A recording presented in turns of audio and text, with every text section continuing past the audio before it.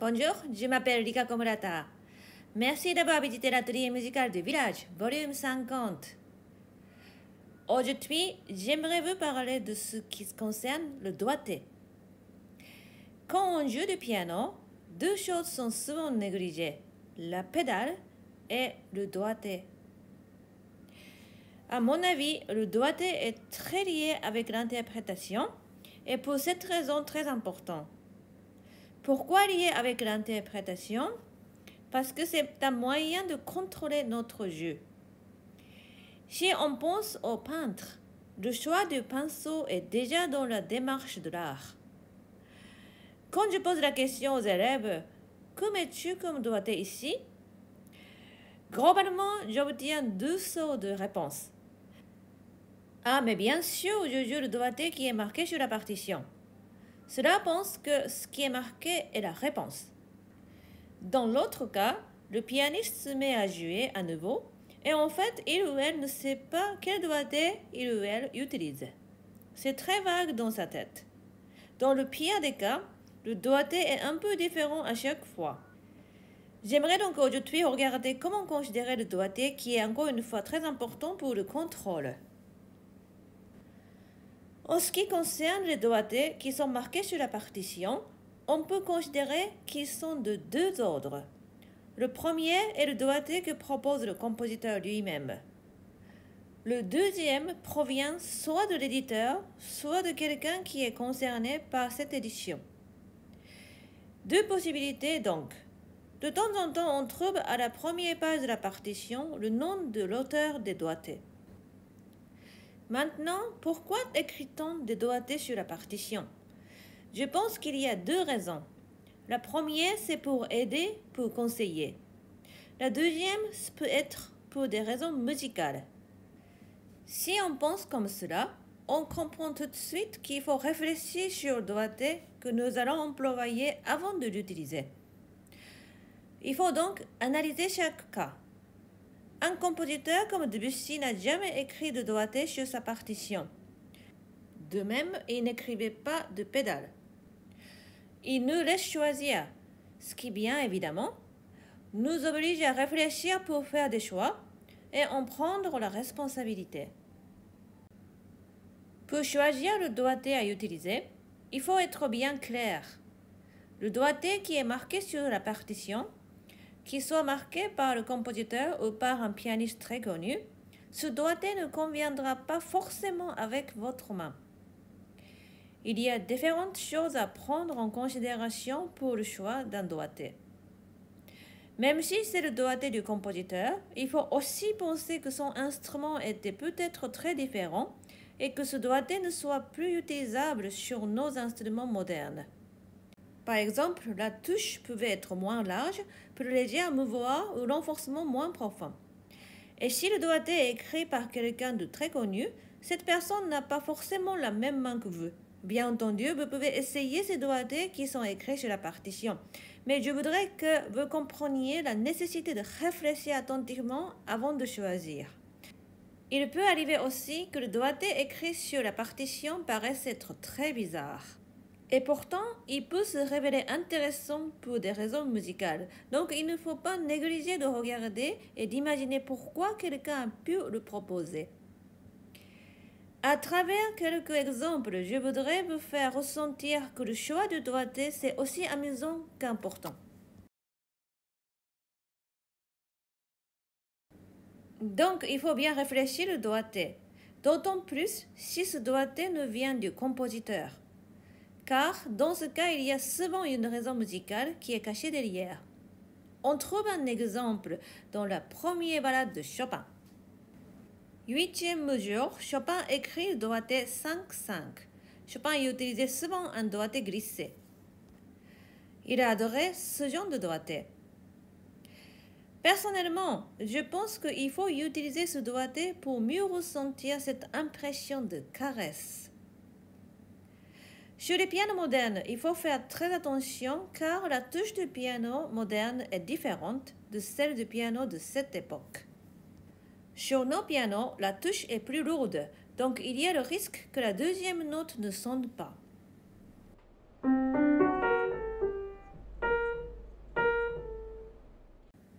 Pour éviter cela, même si on parle de glisser, il faut bien attaquer la deuxième note, comme on a attaqué la première.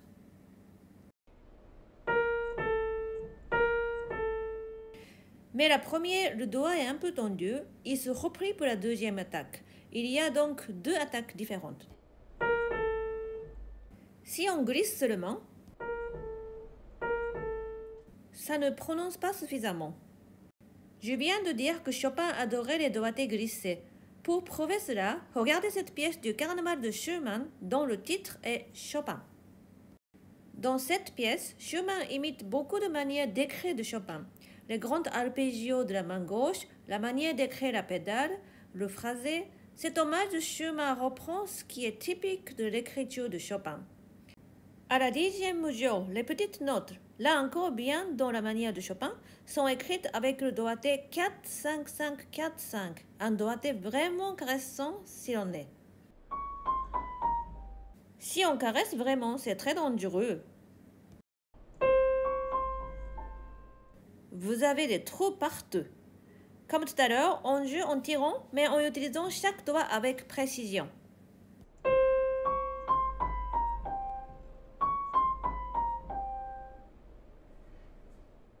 Puisque je viens de parler de Chopin, voici la 3e ballade. Sur la 14e mesure, il y a des octaves. Cet endroit est un peu difficile à gérer.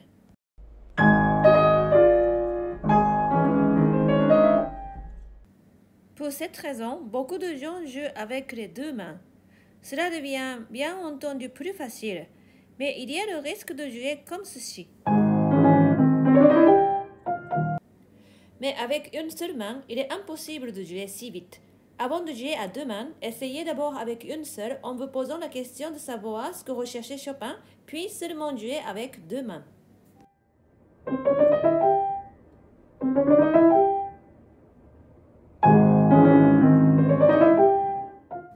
Regardons maintenant la deuxième sonate de Beethoven, opus 2, numéro 2. Je viens justement de parler de jouer avec deux mains, ce qui est écrit pour une seule.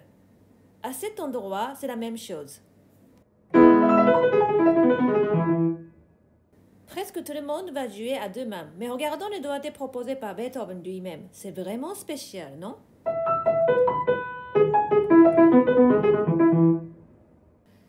Il semble bien qu'il utilisait ce doigté pour jouer à une main. Regardez la note en bas de la page. La largeur des touches de son piano était moindre que maintenant, ce qui rendait possible de ce doigté qui semble acrobatique.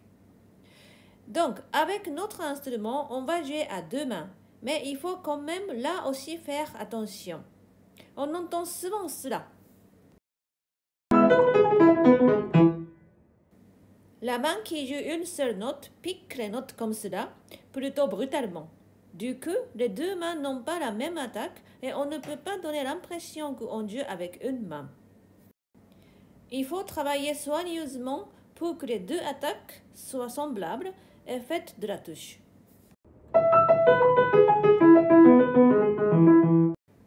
Prenez le temps pour égaliser les attaques et n'oubliez pas de jouer près de la touche. Regardons maintenant la 4e pièce de l'opus 119 de Brahms. Voyez cet endroit.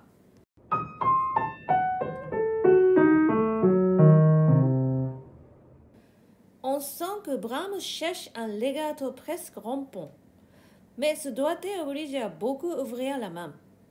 Le doigté 5-4-3 de 1 oblige la plupart des mains à forcer pour s'ouvrir suffisamment.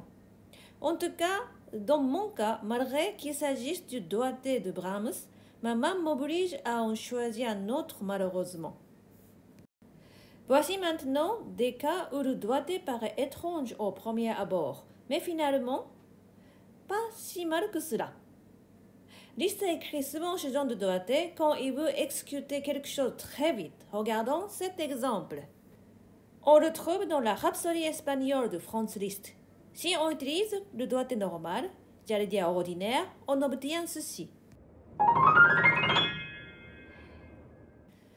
Il y a beaucoup de passages de pouce qui naturellement freinent un peu et créent des limites de vitesse. C'est à peu près le maximum. Maintenant, regardons ce doigté bizarre de liste. Une succession de 3 fois 1, 2, 3, 4, 5.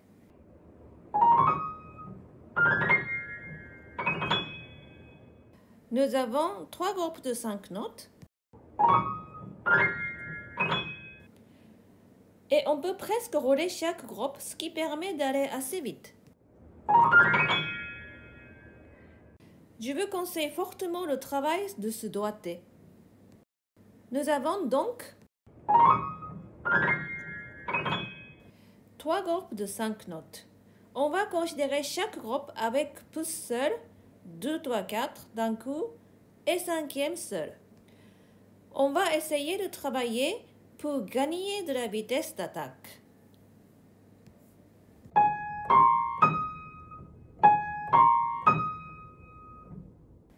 Même chose pour les prochains groupes.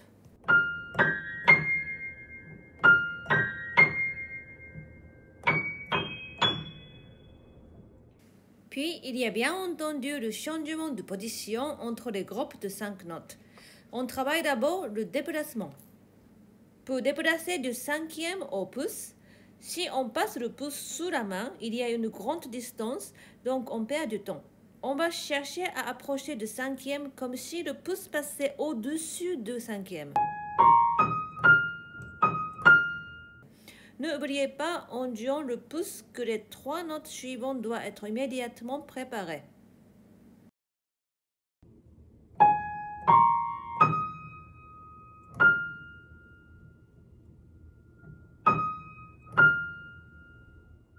Ce qui ne va pas, c'est cette direction. On déplace comme cela. Et préparation immédiate. Comme d'habitude, on commence par travailler lentement en veillant à l'attaque de chaque doigt au groupe de doigts et on joue relativement fort. Peu à peu, on augmente la vitesse et on joue plus près des touches et moins fort.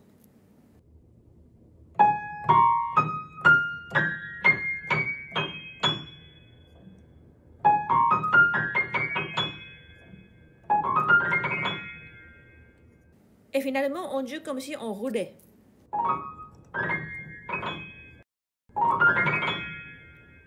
Par rapport à cela, on peut aller beaucoup plus vite. En fait, quand on parle de doigté, il y a énormément de possibilités et le choix est extrêmement important. Le temps qu'on passe à chercher un doigté permet aussi de mieux se connaître, mieux connaître son corps. Ce n'est absolument pas une perte de temps. Je vous conseille fortement de prendre l'habitude de rechercher le doigté qui satisfera au mieux votre désir musical et cela dès le déchiffrage. Il peut arriver que malgré un travail acharné, on n'arrive pas à jouer un passage. Dans ce cas, n'hésitez pas à changer de doigté. Par expérience, je sais que cela peut aider. Par contre, si vous changez de doigté, ne décidez pas le jour même si ce doigté vous convient ou pas. Attendez quelques jours pour que votre corps puisse assimiler ce changement. Il arrive aussi qu'après plusieurs jours de travail, la main décide d'utiliser un autre doigté. Après tout, elle peut aussi avoir son mot à dire, non? Alors, discutez avec elle et j'espère qu'ensemble vous trouverez le doigté qui satisfera tous vos désirs. Merci d'avoir écouté jusqu'au bout et à la prochaine fois.